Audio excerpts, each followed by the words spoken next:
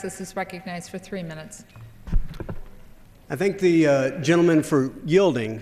I was very interested, Madam Speaker, to hear the gentleman from Colorado defend the job statistics under the Democratic rule of Congress. I don't know too many Democrats coming to the floor who want to defend 9.7% unemployment. Frankly, it's one of the major reasons that the legislation on the floor ought to be opposed today. Madam Speaker, it's a job killer.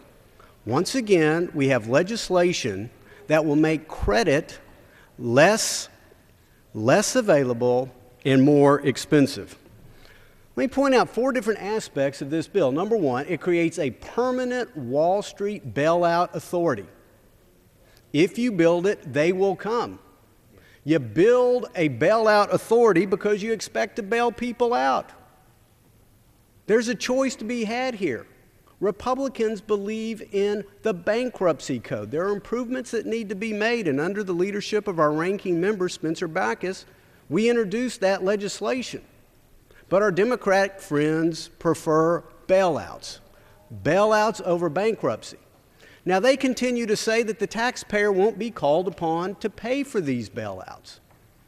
Well, isn't it kind of funny how throughout this conference process, every time they've had an opportunity to choose either the taxpayers or the Wall Street banks, they somehow choose the Wall Street banks.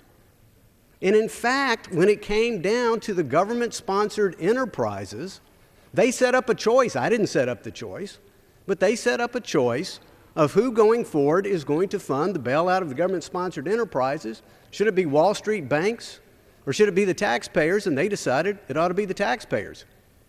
Just yesterday at the 11th hour, actually it was way past the 11th hour, they come up with a new funding mechanism taking money away from TARP that was supposed to be used for deficit reduction, and instead they're going to use it to help fund the bill, most of which the Congressional Budget Office says goes to the Wall Street Bailout Authority. This is number 2. The number 2 incident where they had a choice between choosing taxpayers or Wall Street banks, they chose Wall Street banks.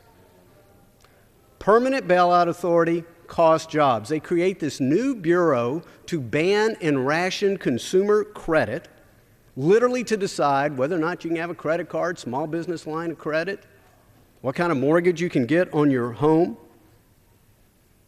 There's functionally a new bank tax. They make derivatives more expensive, less available. All of this is going to harm job creation.